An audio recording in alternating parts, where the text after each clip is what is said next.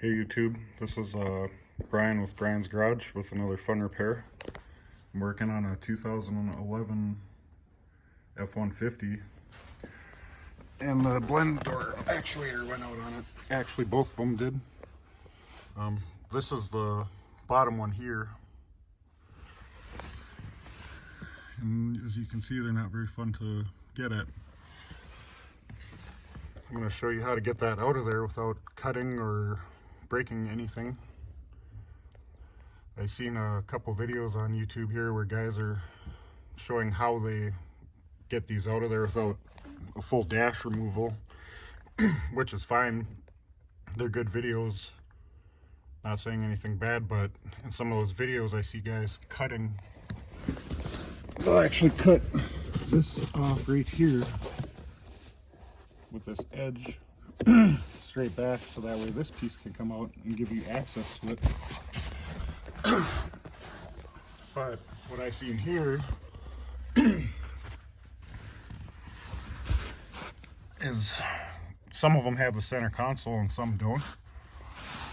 And what I noticed was this piece was sitting right here with nothing attached to it, and it kind of blocks access to this bolt that holds the actuator in here. So what I did was I took,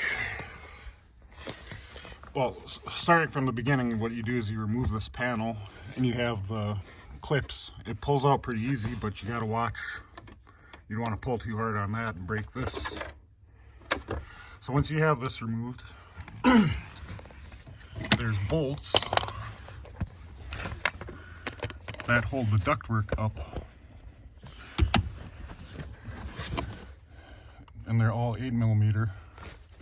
And I tried taking that down so this would be loose, like right in here. So I removed those bolts, and this didn't drop down enough. There must be a bolt back in there that you can't get to, somewhere up in there on the other side of the bed. So I loosened as many bolts as I could to try and get this to drop down, and it dropped down a little bit with removing these bolts over here. So like I said, this was not being used for anything, so I took my air saw, which has a bandsaw blade in it, and I stuck it in there, and I tried to cut as straight down with the top of the duct as I could, is not to damage the duct and put a hole in there. And it's actually solid plastic, so you're not gonna, damage the duct. I mean, this must be for with the console or something like that. Must have some other type of bolt for a different structure there. So I cut that off, and then once you get to that out of the way there,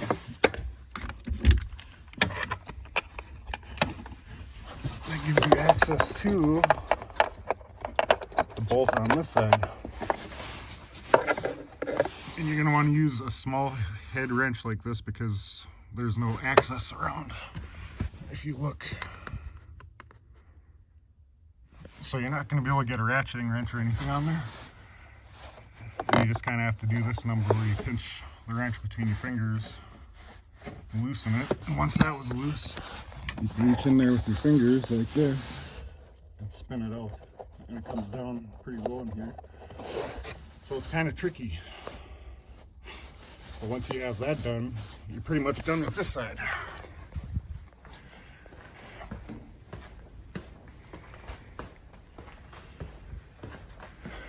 Now once you get that bolt out, what I did was I kind of rigged up a way here, and you're going to want to be careful not to pry too hard because you might crack this plastic housing, but they're actually pretty strong.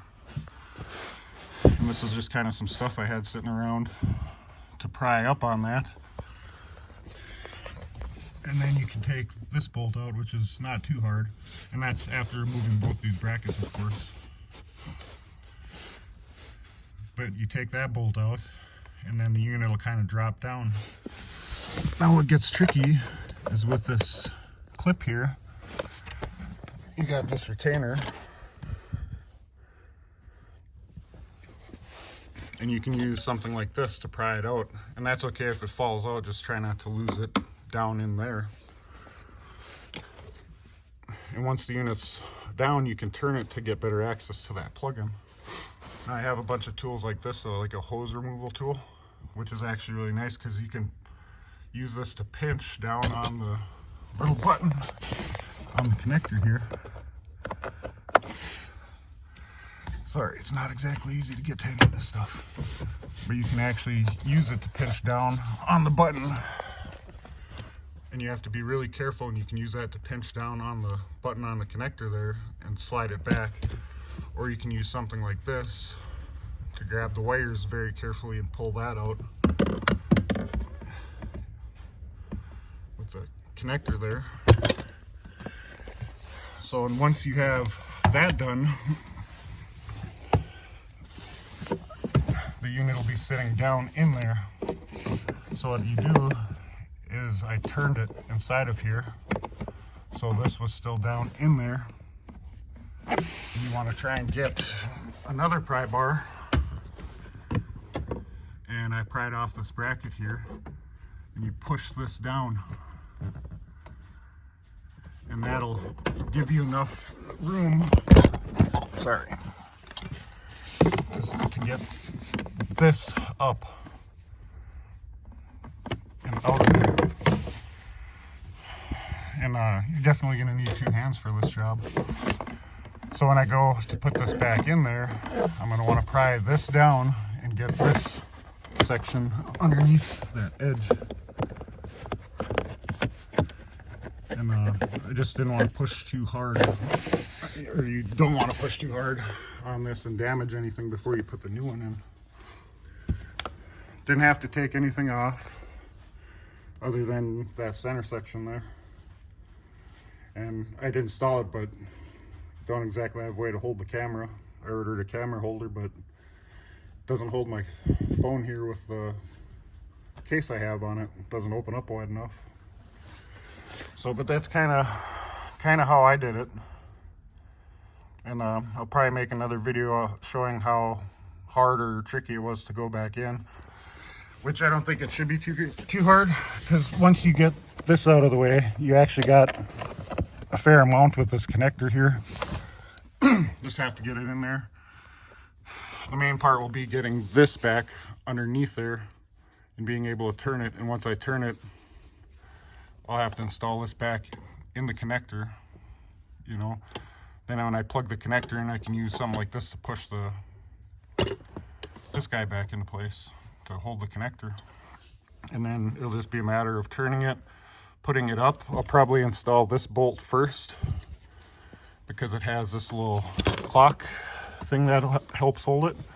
And then the other side will be kind of tricky, where you'll have to reach in there and kind of just stick that up in there and spin it just a little bit, and maybe get a couple turns in with your finger, you know, and then use that small wrench. And once that's done, this can come out, the brackets can go back in. Carpet, when you go to move this brackets, be careful, because once you get a rip in this stuff, it'll just keep going. So that's how you take out a actuator in 2011 F150 with no center console. There's some pretty good videos on here. I actually almost looking at this, I seen a video where a guy cut this across with a Sawzall, which wouldn't be bad. But now I thought if a guy could pop this, because it's 2 pieces, and somehow spread this open and just cut the top off to get access to here. But it's a customer vehicle, and I don't want to be cutting or damaging anything. So, and being a customer vehicle, you're going to want to wipe all your tools off, you know, before you're laying them around. And so yeah, that's how I got one of those out without damaging anything. I'll make another video showing how I got it back in there. Thanks. Like and subscribe.